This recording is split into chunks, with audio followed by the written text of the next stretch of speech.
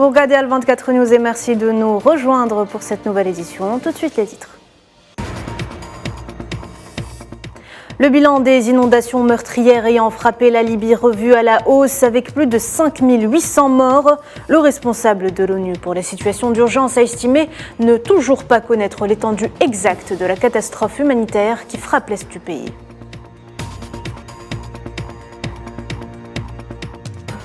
Nouvel échec des discussions à Bruxelles entre la Serbie et le Kosovo. Le compromis proposé par le chef de la diplomatie européenne n'a pas fait l'unanimité.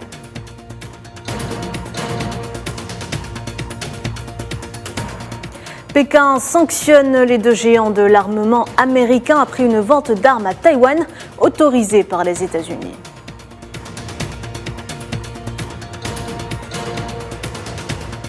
Expulsion de deux diplomates américains en poste dans la capitale russe. Washington promet de riposter en temps voulu.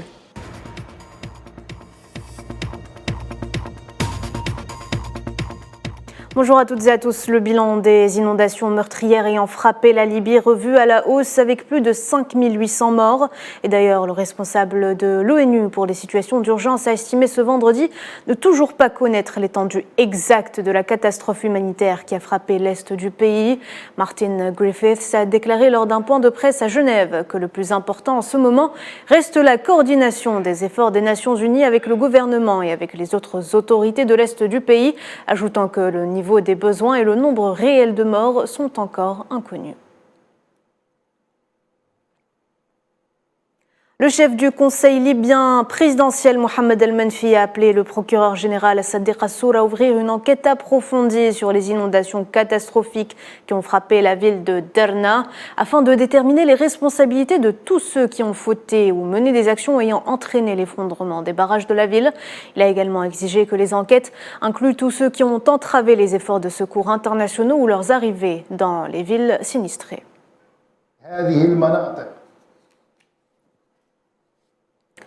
Le Maroc devrait demander l'aide des Nations Unies à partir d'aujourd'hui ou au plus tard demain pour assister les rescapés du puissant séisme ayant frappé le pays la semaine dernière. C'est ce qu'a indiqué ce vendredi le responsable de l'ONU pour les situations d'urgence. Martin Griffiths a déclaré attendre le feu vert du Maroc pour participer à la phase d'aide aux victimes après s'être entretenu avec les autorités marocaines.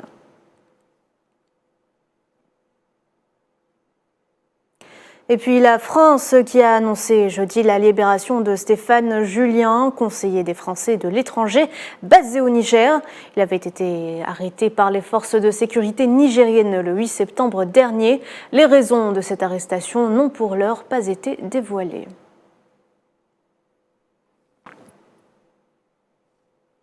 L'Europe est-elle en train de connaître la plus grande vague migratoire de son histoire récente? Une marée humaine de migrants a débarqué sur l'île de Lampedusa en 48 heures.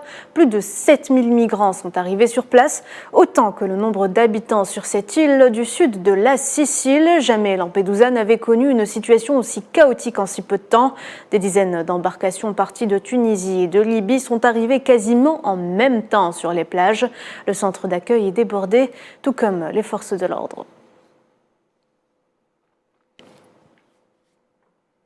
7 mois après sa dernière visite sur l'île, le ministre de l'Intérieur français s'est rendu jeudi en Corse.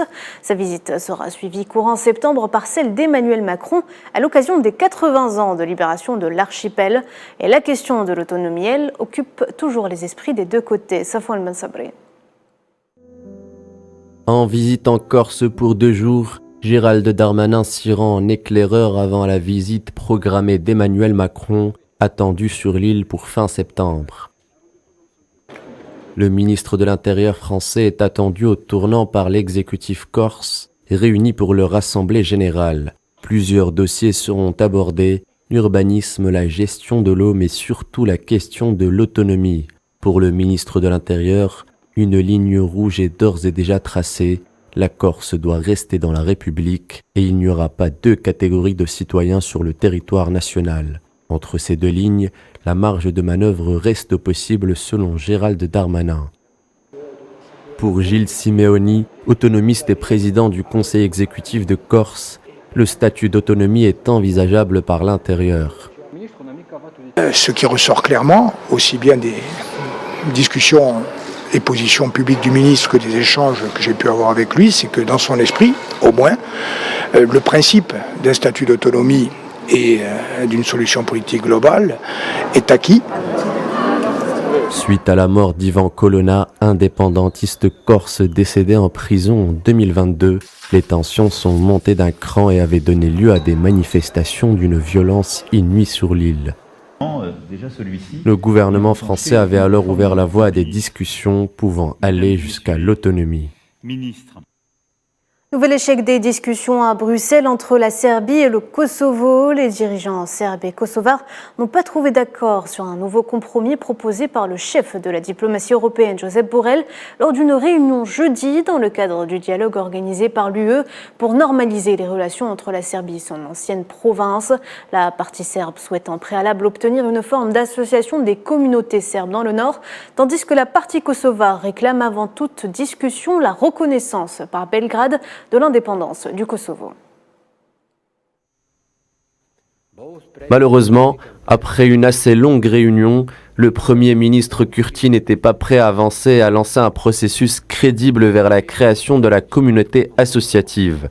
Il a plutôt insisté sur la formalisation d'une reconnaissance de facto comme première étape. Le vice-ministre cubain des Affaires étrangères, Carlos Fernández de Cosio, a rencontré des hauts responsables chargés de l'Amérique latine au département d'État et à la Maison-Blanche.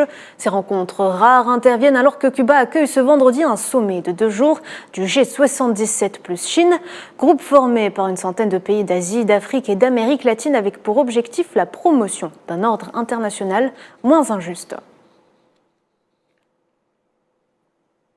Le chef républicain de la Chambre américaine des représentants, Kevin McCarthy, a annoncé le lancement d'une enquête en destitution du président Joe Biden sur les affaires controversées de son fils à l'étranger. La Maison-Blanche a immédiatement dénoncé cette enquête lancée à 1 an de la présidentielle de 2024, accusant les républicains de recourir à la pire des manœuvres politiques. None. That he did anything. You see Republicans in Congress, right? They have spent all year. Les républicains du Congrès ont passé toute l'année à enquêter sur le président. Ils n'ont trouvé aucune preuve, aucune qu'il ait fait quoi que ce soit de mal. C'est ce que nous avons entendu à maintes reprises au cours de leur enquête de près d'1 an. Même les républicains de la Chambre des représentants ont déclaré que les preuves n'existaient pas. Les républicains de la Chambre l'ont dit. Even House Republicans have said. Les Big Three paralysés, le syndicat des employés des 3 grands constructeurs automobiles américains a annoncé le démarrage d'une grève dans 3 usines à partir de ce vendredi. L'United Auto Workers avait annoncé avoir choisi une usine de chacun des 3 groupes, General Motors, Stellantis et Ford, pour lancer ce mouvement, enjoignant les membres du syndicat des autres sites à se tenir prêts en fonction de l'évolution des négociations, faute d'un accord trouvé avec ces entreprises pour les nouvelles conventions collectives.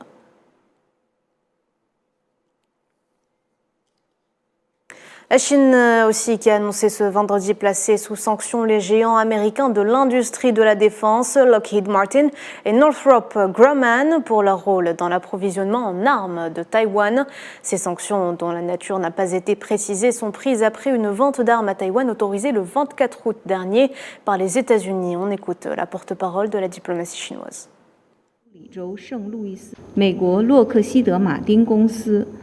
Le 24 août, la succursale de Saint-Louis de la société américaine Lockheed Martin Corporation a participé directement en tant que maître d'œuvre à des ventes d'armes américaines à Taïwan. Northrop Grumman a participé à de nombreuses reprises à des ventes d'armes américaines à Taïwan. Donc, conformément à la loi anti-sanctions étrangères de la RPC, la Chine a décidé d'imposer des sanctions aux 2 sociétés militaires américaines susmentionnées. Je vous le disais tout à l'heure en titre, les États-Unis ont dénoncé la décision injustifiée de Moscou d'expulser 2 diplomates américains en poste dans la capitale russe et ont promis de riposter en temps voulu. Le porte-parole du département d'État, Matthew Miller, a déclaré que Washington réagira de manière appropriée à ces actions. Une fois de plus, la Russie a choisi la confrontation plutôt que l'engagement diplomatique constructif. Elle continue de harceler les employés de notre ambassade tout comme elle continue d'intimider ses propres citoyens. Nous regrettons que la Russie ait choisi cette voie et vous pouvez certainement vous attendre à ce que nous réagissions de manière appropriée à ces actions. La Chine a présenté jeudi une série de mesures visant à renforcer l'intégration avec Taïwan. Le document publié conjointement par le comité central du Parti communiste au pouvoir et le Conseil d'État comprend plus de 20 avis visant à ouvrir une nouvelle voie vers un développement intégré entre Taïwan et la province continentale de Fujian, culturellement similaire.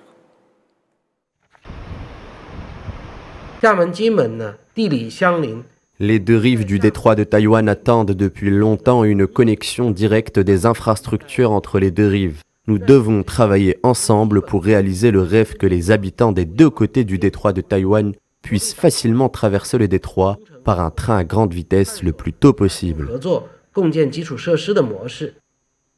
Le principal poste frontière entre le Pakistan et l'Afghanistan a rouvert ce vendredi au matin, permettant le passage des véhicules et des piétons. Et ce, plus d'une semaine après sa fermeture à la suite d'un échange de tirs entre gardes frontières depuis le 6 septembre, date à laquelle les forces afghanes et pakistanaises ont échangé des coups de feu au poste frontière de Torkham, situé à mi-chemin entre Islamabad et Kaboul, au sujet de la remise en état d'un avant-poste afghan. Les deux pays étaient dans une impasse diplomatique. Voilà, c'est la fin de cette édition. Merci de l'avoir suivi. Vous pouvez revoir ce programme sur nos réseaux sociaux ou en scannant le QR code qui s'affiche en bas de votre écran. Très bon après-midi à tous, à ce soir.